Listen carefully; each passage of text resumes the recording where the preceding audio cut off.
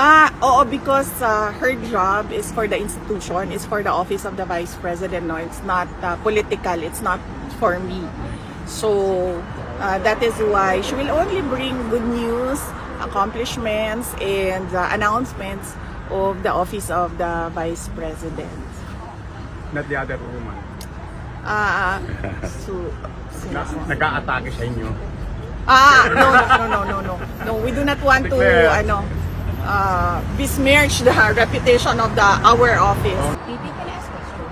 Nakita niyo po yung mga evidence ni Auntie Claire Castro na half of the evidence po is blanco, na mga barangays that drugs-free daw po bumili, tapos na masyado daw makapal yung mga list, pero half of that is empty. Ano po masasabi niyo? Well, it's not surprising coming from the administration, no? They fabricate many things and many accusations. So I would not be surprised if they fabricate data with regard to the drug situation. Saan po siya pinaka-fake news?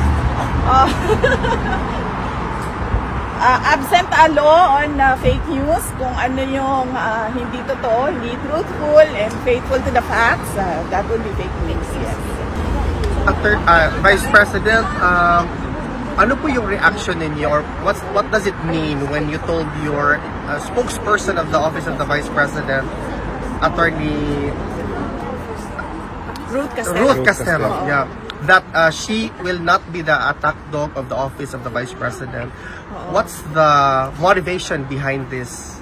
Oo, because her job is for the institution, it's for the office of the Vice President. No, it's not political, it's not for me.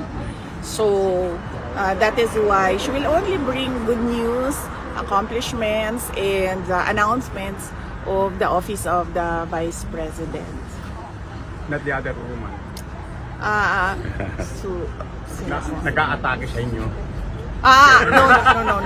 No, we do not want to besmirch the reputation of our office. VP, speaking po kay spokesperson Castelo, so nabanggit po niya na meron daw pong additional 170 million dun sa budget ng OVP for next year. So ngayon po ang current budget na na-approve ng DBM ay 903 million.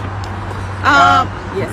And sabi po ni spokesperson Castelo, for additional employees daw po and other IT equipment, yung sa cost na yun. So, saan po gagamitin exactly yung IT equipment? Tsaka ano po yung purpose ng additional employees?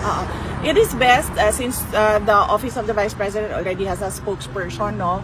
And she has been allowed to discuss matters regarding everything about the office. So let's just direct the questions to her when she does her press con.